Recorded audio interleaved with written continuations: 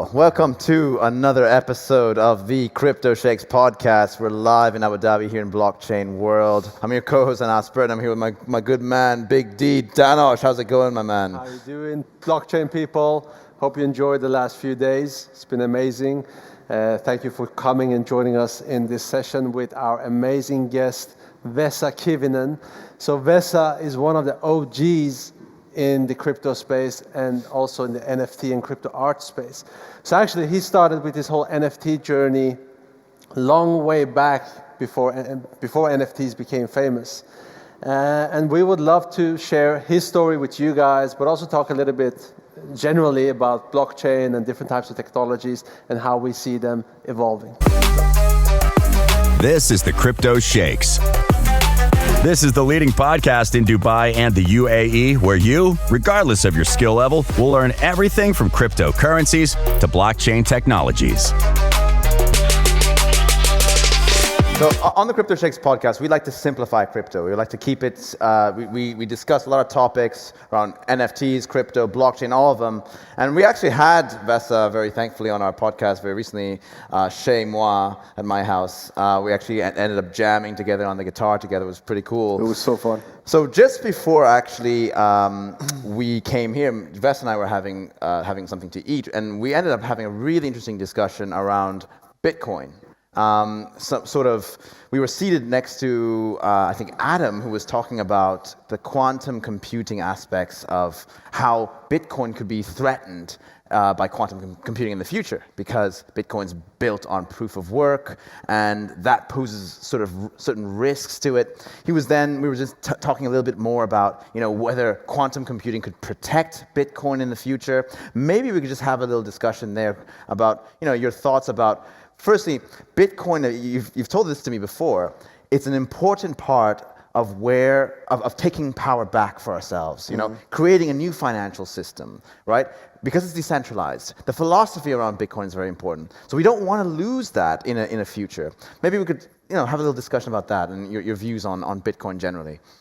Yeah, because I became a money activist at around 2006 when I realized how the monetary system, the legacy finance system works.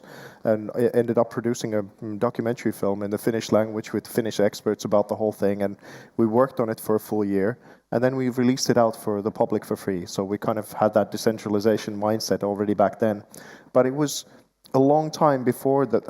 After that, I was in a screwed up position because I was an artist and an entrepreneur and a money activist, and you kind of get all of those things bundled up, and it's like having your foot on the gas and the brake at the same time. Explosive combination. Yeah, it's not the greatest. So when I finally understood, because human beings have a tendency to corrupt the systems that we're involved in, and the fiat system, you could see, is in a little bit of a death spiral that is influencing just about everything else around. And then all of a sudden comes along Bitcoin, and then this decentralized system that is, for the first time in the world, we have something like this in the history of humanity, and it's a little difficult to understand to begin with, but then there's no king, there's no business, there's nothing to take down. It's just a bunch of computers maintaining a value ledger all across the world, and it's so powerful.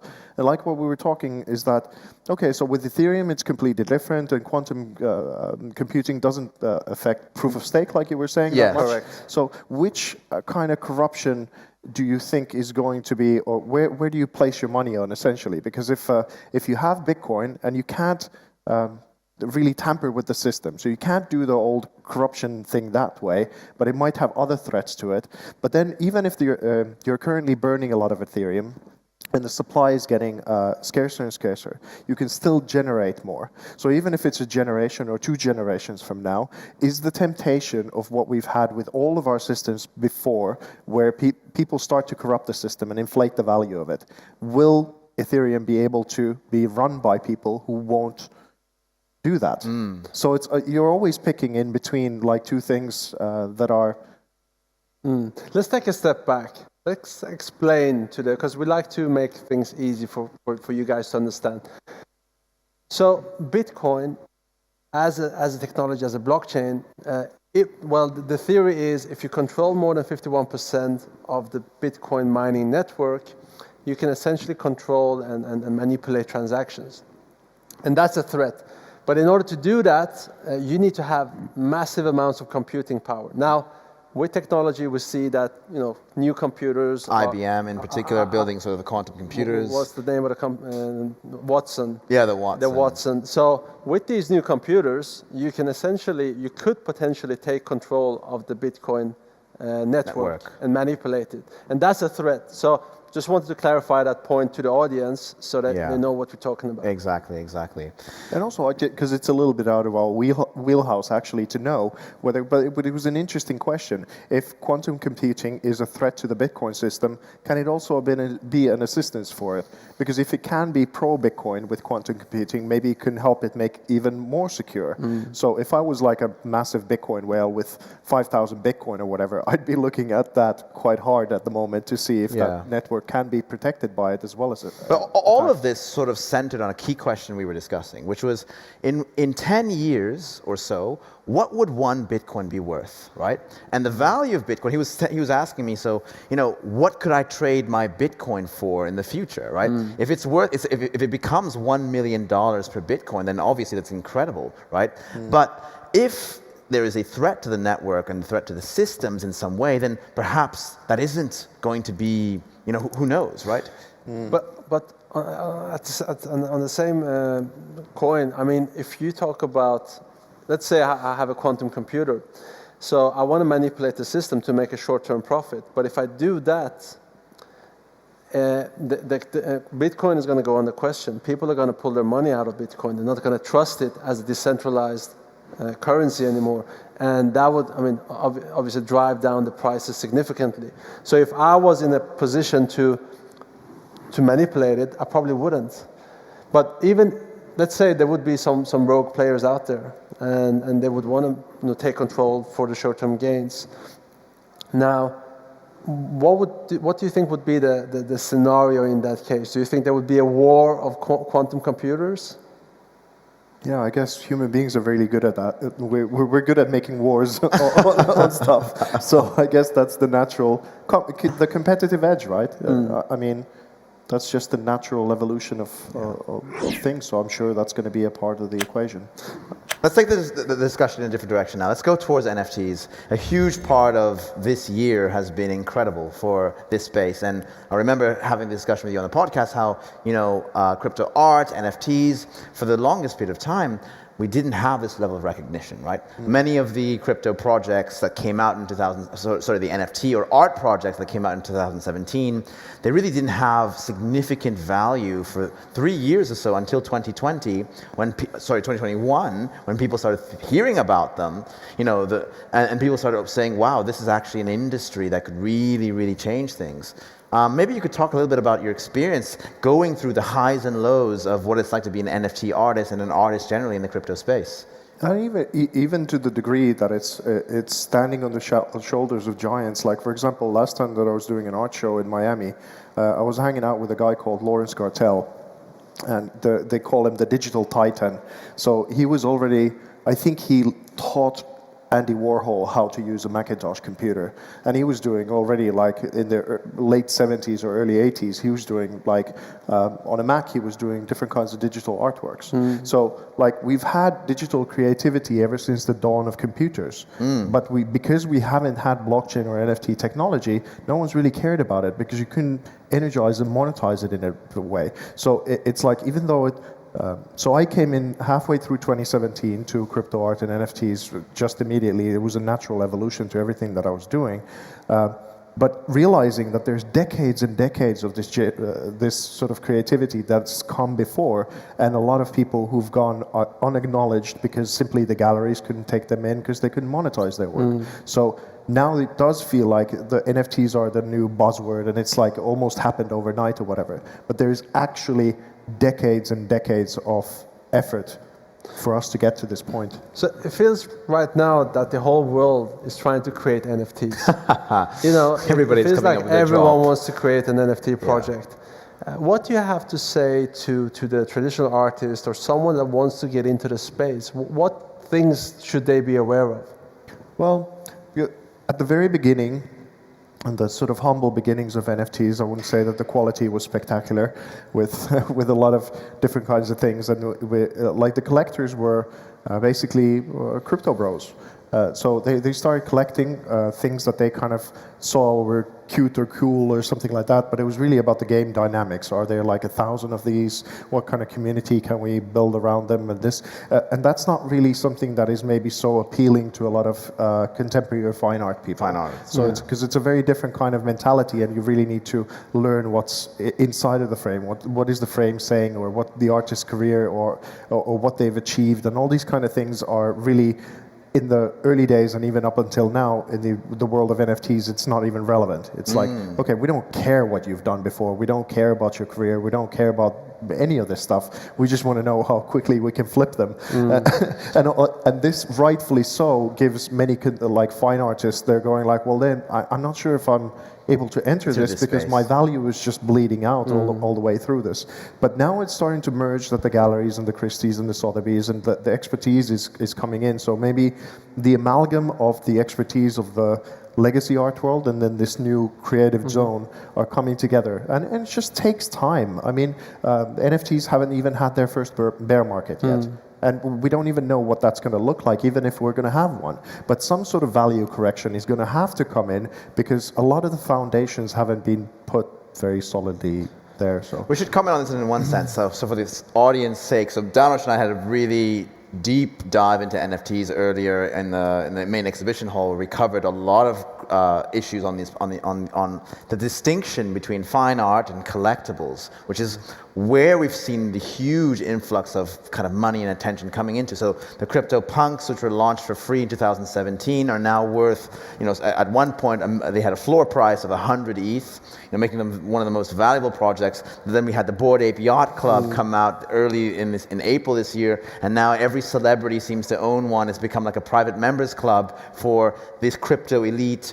And what's happened there is after these successful launches, what it looks like is happening is the NFT space is looking a bit like some kind of stock market where different people, artists, collaborate with projects and other types of creators, smart contract engineers, and they IPO themselves into the metaverse by launching or dropping their projects. These then lead to huge capital raises. So for example, the Bored Ape Yacht Club, they made, I think, $2 million on their initial mint in April and have since made in excess of $55 million on their royalties from the excess amount of people buying them. So it's interesting now that the NFT world is in a way a means for the artist to become an entrepreneur, to launch a project without the traditional need of capital markets, the stock market, right?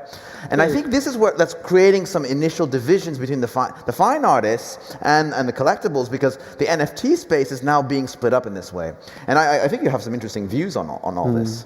Yeah, because it's just that the fine art world is as gamified as the collectible space, but we just haven't had a lot of expertise yet on what the sort of conditions are to gamify the fine art realm. And once those start to come together a little bit more, and just like because the whole thing of people are saying, okay, so I aped into this and whatever. So from my perspective of what I've dedicated my life to doing, and what I take some pride in after having achieved it, and some people have admitted it as much, that I wanted to create something that didn't exist before I started making it. And it was a painstaking process to get to that whole thing, like a 20-year professional career. And then all of a sudden, this thing, because I've generated about 350 high-resolution museum-grade digital originals over the last 14 years. Brilliant. So now if you look at it from the point of view that I'm now 43, I have maybe 40, 50 years left if I'm lucky. And essentially then, if I'm producing work at this rate, I will have these unique things, a lot less of them that are CryptoPunks. But we don't sort of think of that, the artists and their output, and depending on how they produce things, as a closed loop, like you would look at a Bored Ape Yacht Club type of thing. But it's really about So the collectible space is about these different kinds of traits and whatever it is, but it's a copy of a copy of a copy and the next ape thing and the whatever. So from my perspective as a fine artist, it's the opposite of the mentality.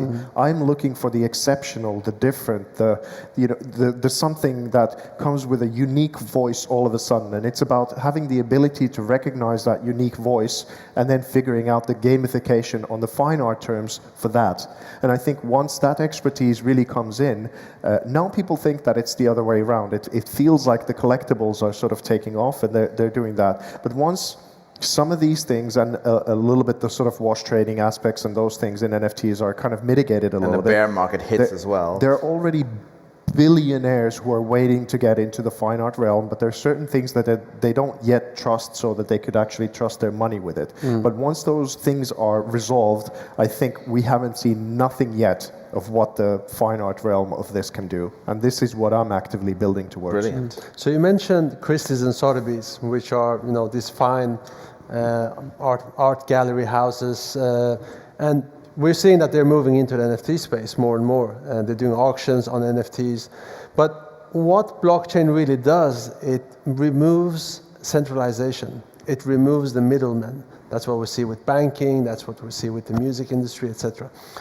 So how do you see their role playing out in the future? Do you think they will become completely irrelevant in the NFT space? Or do you think that they can fulfill certain services or act as a certain mediator in the NFT space? I would love to know the sort of internal discussions of what are going on inside of those companies at the moment. I wouldn't. It's hard to predict, but it's a little bit like what it felt like to me. Some of the first moves of Christie's and Sotheby's when they came in, it was a little bit like when they did the collectible space. It was kind of like you have the finest restaurant in the world. And let's say it's been running for a long, long time. And you've, over a century or something, started to trust that whole thing, that this is the best thing that it could ever be. But then just because Paris Hilton is curating a McDonald's hamburger to be the next thing that they kind of launch like this and put them up on a pedestal, that's a little bit like how it felt to me to begin with. So it was like, okay, this is kind of the upside down of things. But then again, it's that Christie's and Sotheby's they're about real estate. They're about different things altogether. So it's a new venture for them, and I'm sure it's a learning curve for them as well. But I don't know. I'm now not so sure where I go to find the cutting edge of contemporary or fine art, where I will trust that those people have been curated to be the very cutting edge of something. I don't know what that institution is anymore, because it's the same sort of fiat culture has taken over so many things, from our media, from our education, to all these institutions and trusted names like the New York Times. They seem to be in a little bit of a spiral, not necessarily going upward. So can Christie's and Sotheby's, can they sort of maintain that segment, that they remain truthful to the name that built them? Yeah. That's maybe the question. One thing I want to comment on, which is kind of a new thing that I've observed, because I used to buy traditional art. My family are big buyers in that traditional art space. And in the old world, how the art world used to work, right, was we didn't have Twitter, Discord, Instagram back then, right? And the way for an artist to really get exposure, or for an artist to make it in any sense, was to find a patron of some sort. Even Michelangelo back in the day, he had a patron. Different types of famous artists throughout history had patrons who paid for them to do so that they could be brilliant, right? And that's because they didn't have a way to build a community around who they were, right? And so the galleries, these Christie's, etc., they had the right connections, right? All the nice, wealthy people. I used to work at a law firm, and several of the partners at my law firm used to, get together to attend auctions and all that kind of thing. It was a very, very snobby sort of affair. Now, however, it's a bit different, because the places where the money is located for NFTs isn't necessarily Christie's or any of these traditional gallery houses. It's actually on Twitter, or Discord, because a substantial amount of wealth has been transferred in this bull run to a large number of crypto hodlers who are young people. You know, they're 25, they're 30, they don't really know two things about a Picasso or anything. I would even care. That's not really their realm of expertise. You know, so, you know, I know several people like this, and they've taken their money and they've aped it into NFTs because they see that as what they like, right? And I guess they've taken their mentality of trading crypto and maybe taken that into the NFT space, and that's why perhaps the collectible space has boomed incredibly. But I also want to touch on another point, which is gamification, something I think relevant to you. So Axie Infinity, one of the top projects of this year, gaming NFT platform. It's up 202,000% on the year, which is an unbelievable amount. Salute to anyone who bought Axie Infinity. You guys are doing very well. But very interestingly, I think this gaming is really where we're seeing a lot of future growth. And I wonder, as a fine artist, and especially one that's also looking into the gaming space, maybe that could be the avenue where fine artists find some way to bring gamification and fine art and around, and also community building, because communities are also central to gaming, right? If we think back to Xbox Live, we think back to Counter-Strike, these all were communities as well. The Twitter space now is all a community, so these Bored Ape Yacht Clubs, they've got a community. I think it's key in some way for the fine artists now, they don't need these galleries. If they can build a community themselves, and they can integrate with gaming, and they can integrate with other types of utilities, they can sell directly to their buyers, right? Curious to hear your views on this general view. Because it's interesting that you brought up Michelangelo, because I mean the church was a large patron of his, and essentially it was because the church was building community that they made him or commissioned him to do all of these artworks, because they realized that there was a lot of power behind the art. And then of course once they have their community and butts on seats, then the sort of the money comes. The money comes also from the community back end. So it's not that much has changed. Nothing has changed, actually. So it's just the medium. So in that sense, but what I think is, you know, the culture at large and the interoperability that I find fascinating. I had this thought the other day. It's like, because I come from Finland, like it was said, the Nokia was a huge pride for us, and then they sort of didn't innovate with Apple to the actual interface of it, and kind of got left behind because they were sort of logistics experts. But I remember having this sort of national pride moment of when there was a cool Nokia phone in a Transformers movie or something like that.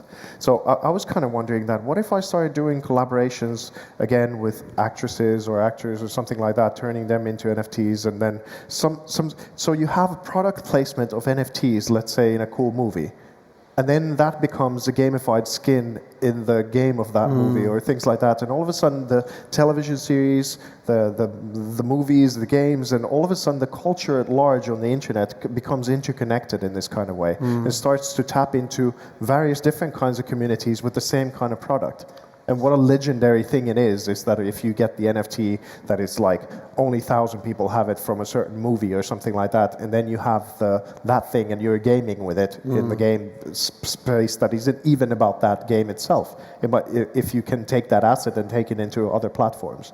And that was a kind of like moment just going like, man, this is going to get interesting. Absolutely. So you built something around the Tesla. So this is a very interesting project. You NFT'd an actual car. And we've seen the car here at the Blockchain World. It looks super cool. There's another car next to it as well. I think is it a Pontiac? It's a Saturn Red Skyline.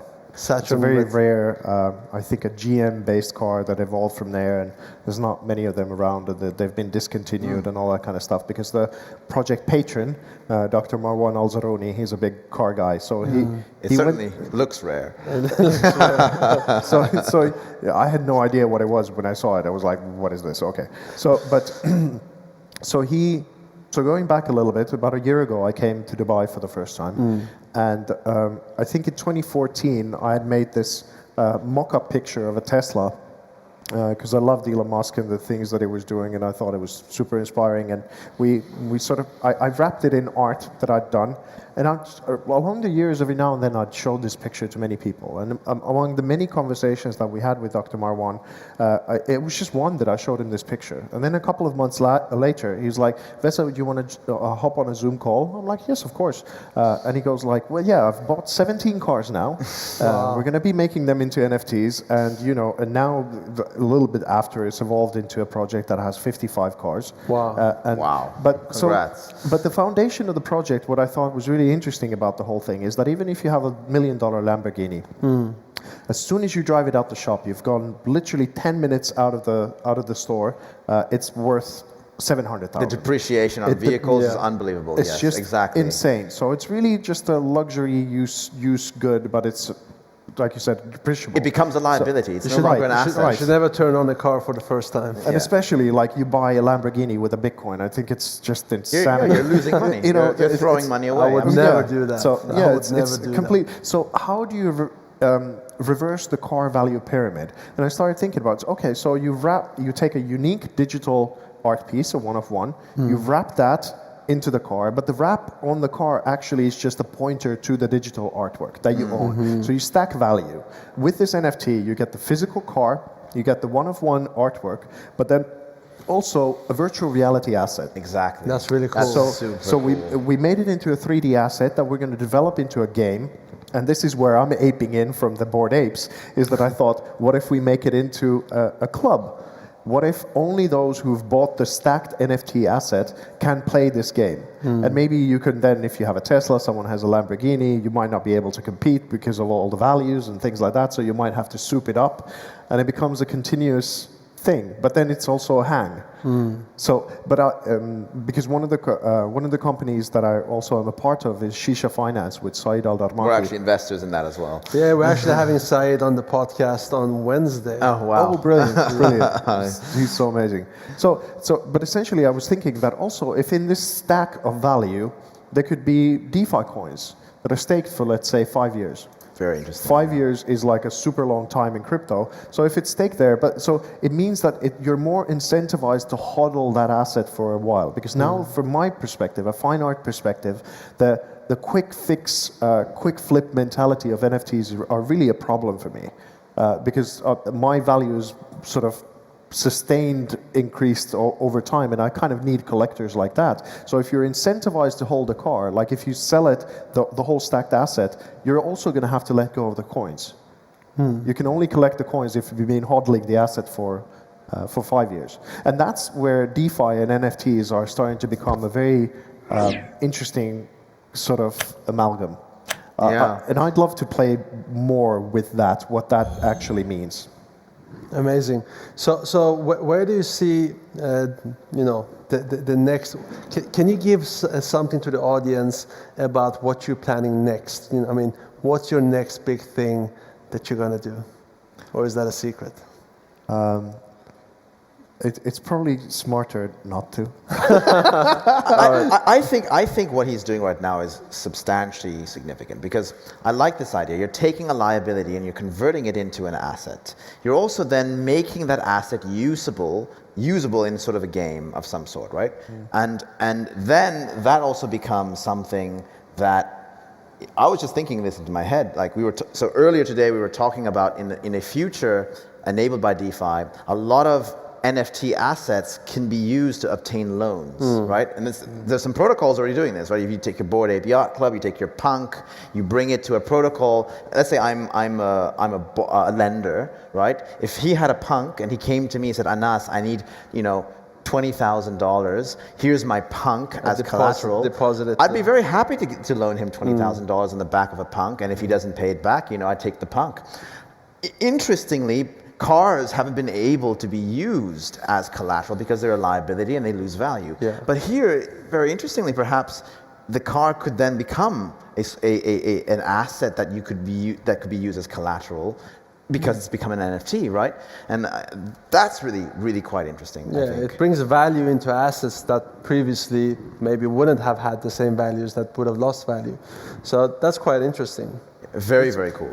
It's a big innovation. Last time that I was here, I was talking to this one sheikh, and he basically has this $1 million sword, and he has rubies from the same manufacturer who did the Queen Elizabeth's crown or whatever. Wow. And it's got a 350-year royal provenance, this sword. It's been backed up by, I think Christie's in London, and checked out all the different kinds of ways. And he just is like, so how can I make this into an NFT? I'm like, okay, interesting question. So it would probably be that you scan the 3D sword, and then you go through the actual story of the sword, of what it's been through over the last 350 years. Then you maybe turn that into an animated story or something, and then you attach that into the NFT. But what if that sword would actually become a sword that you can use in a game?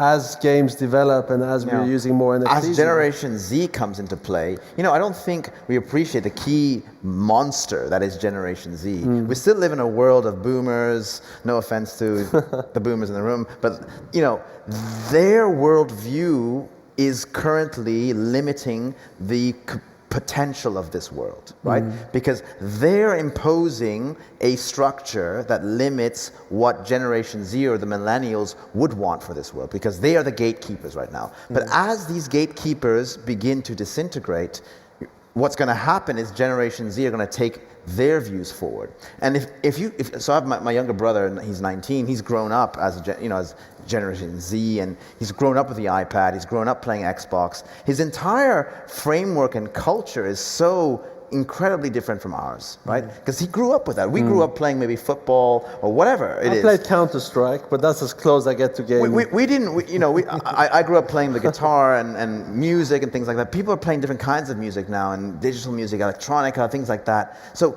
they're going to come with a completely novel way of how they want to see this world evolve, right? And so we got to think about that. So assets, like they might look at a sword that's worth, millions because it's been, part of society for ages, but not see much value in it because it's just a piece of rock, that you've attached to other pieces of metal. I don't care about that. But imagine having that sword as an NFT in a game. That is, then it becomes relevant. You would be the coolest kid in that game, running around with a sword that has been around for thousands of years.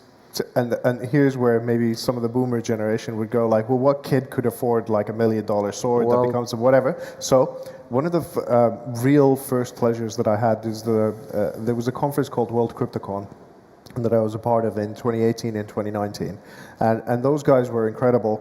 But one of the co-founders was a 19-year-old kid.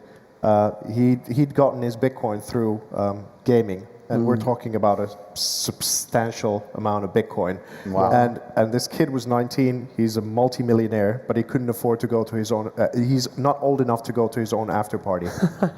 Of course. So, there are... there are definitely people who have these He assets. could throw down on a sword like that. I think this bull run has minted loads of multimillionaires. A friend of mine who's an artist, photographer, based in England, he's 25. He got into NFTs with his art early this year. He invested $2,000. At the end of this year right now, he's now sitting on close to $1 million in profit, right? It's insane. Incredible amount of wealth creation there. He's now built a huge name for himself. He has a community, and he's selling direct to consumer. And he's not a struggling artist. He's not a struggling artist anymore, right? And he's creating new projects. His source, he's building a company now. He's able to build a company around his growth and what he's built, his photography. That's beautiful. It's amazing. Incredible. So I don't think, I think the more people sort of dismiss the crypto community, the more they're missing out on a lot of untapped wealth that could move into a lot of different industries, right? And that's very important. But I want to go back to a key point that you mentioned, which I was thinking a lot about. You said something about how you're not a big fan of art flipping too much. And what's curious in my experience, so Danosh and I, we run Arts DAO. We're a DAO, decentralized autonomous organization. We're kind of like, we invest in NFT projects, but we also build and accelerate NFT artists into the metaverse. You can give us a follow on Arts DAO. This is at Arts DAO on Instagram and Twitter. But what's interesting is whenever we look at a project that we want to buy in, the more flips it has, that actually gives it a lot more value because that shows that piece of art is high in demand. So whenever I would jump into an auction, which I've done a couple, I would look for multiple buys into that or multiple people trying to bid on that given, so it might be on foundation or whatever. That gives it value. That's the first thing. The second thing as well is flipping is actually essential to the artist because of royalties. So going back to the Bored Ape Yacht Club, they only raised 2 million at the mint, but they raised 55 plus million on the flips through royalties. So it's not actually the mints that are essential to projects and NFT art right now, it's the flips. And that's why I think I'm just curious, what are your thoughts around that kind of economic dynamic which affects the NFT space? Okay, so I'll have to go back a little bit in order to, and just because when I was in my early 20s, I came across this guy called Ken Wilber. He's the father of integral theory, and essentially, like, he came across this map of the internal world, external world, the individual, the groups, the development from archaic all the way to enlightened masters and sort of the industrial revolutions. It's the map of humanity, essentially, and it was like, it was super, super difficult to try and get what this guy was talking about because there was so much terminology that I didn't understand. I knew that there was a lot of value what this guy was saying, but I just didn't have the points of reference, but I kept on cracking through. But in simplistic ways, and why I call myself an integral artist, is that it's you take multiple points of view, multiple points of value, and then you stack them together and they become a comprehensive whole. And his sort of theories are on the level of the Clintons and the kind of matrix directors and whatever, and integral priests and those kind of people. When they go to talk about the spearhead of philosophy and sort of innovation and things like that, that's where they go to, the Integral Institute in Boulder, Colorado. Now, in 2014, I had my second show with them, and a professor of philosophy of art called Michael Swartz, he said after my Bollywood collaboration project that my works are amongst the most integrally advanced in the history of Western abstraction. Not a small claim, but backed up by the works themselves. Well, that's a big claim. Yeah, 100%. So, but it's a very well-backed claim as well, because we've seen Vesa's art. I mean, and especially that piece of art. It's as I said before, it's my favorite piece of NFT art. Very cool. So, but what that really means is that so he put me essentially in the same club as the Picassos and the Rothkos and the Dalis and whatever, and that's about a 5 million floor. And that's the old world. So now, if I just take 350 artworks, and I'm charging, by the way, now at around 50,000 to 100,000 of an artwork, but it has a potential, even on old world terms, if you look at the actual substance of what I've built, to go to a 5 million floor. But with crypto, how high can that go to? So even if it's a 5 million floor, that's still about $1.75 billion worth of value generated once the community energizes to be a part of it. So now, coming back to your question, is like, so what am I don't mind the flipping culture. Like the trading and energizing a community and being a part of something like that, that's incredible. But what I really need at this point is those people who really understand what I've built. Because I've been building it for so long already, and with the mentality of just going, how quickly can this go and flip to another, you entirely miss the thing of what I actually built and why I built it. And that's the point of contention that I've had with the whole NFT thing from the get-go. This is why it's acting like a stock market. Exactly, it's become like a stock market for NFTs, especially the collectibles. I mean, it's very different from the fine art. People aren't buying the collections necessarily to appreciate the art. They're buying it just as an investment to flip it upwards. Or to join a community. The community aspect is still very strong in the collectible space. And I kind of, because I joined for Bitcoin to begin with. I joined because I understood what Bitcoin was and its importance to society, and there wasn't much art having been made at that point in 2017 about it and what it was doing and why it was important. So I thought, if I come and contribute a slice of life and art into this whole thing and maybe make it more approachable, like what you guys are doing, it's like make it approachable, make it simple, make it relevant, make it something that people get so it becomes a larger community. And that's what I thought, I can do this with art. I can make small videos about the artworks and what they have on the inside of them, but it was really about discovering value. So, just a quick question. If we would do an art piece together, what would that be?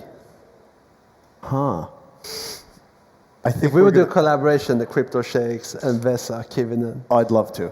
I think we're going to have to go for a cup of tea or coffee after this and kind of start Let's do that. cracking down. Let's do that.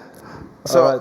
I think we can begin to wrap this up. I mean, it's been a very, very interesting discussion. I think we've talked about a lot of things. I like the discussion that we started from the top, on Bitcoin and its place and how it's kind of brought this whole community together, and now going deeper into the developments of the NFT space across the fine arts, the collectibles. I mean, it's a very, very bullish time to be in the space. Recently, Artifact was acquired by Nike, which is incredibly huge for the industry. Adidas, they're dropping NFTs today with the in collaboration with the Bored Ape Yacht Club. The Punks, they were bought by Vesa. So these institutions are aping in right now, and I like what you said though. They're missing out on the fine art space, which has a lot more potential to sort of offer there as well. So very curious to see once these institutions come in, and also obviously, like you said, all these sort of billionaires, high net worth individuals who have still yet to come into the market because of whatever risks they're looking into, that's going to completely transform the space as well. Absolutely. Yeah. All right. Thank you so much, guys, for listening in. It was a pleasure to have you here, Vesa. Thank you, Vesa. Always good with you guys, every time. You make every room better where you go. Oh, thank you. Well, we're in the desert right now, so One of the driest rooms we've been in. hope it wasn't too hot for you. It was okay. All right, fantastic. Thank you so much, guys, for listening. Thank you all. Tune in on the Crypto Sheikhs Podcast. Check out the Crypto Sheikhs Podcast on Instagram, Spotify, anywhere you find your podcasts.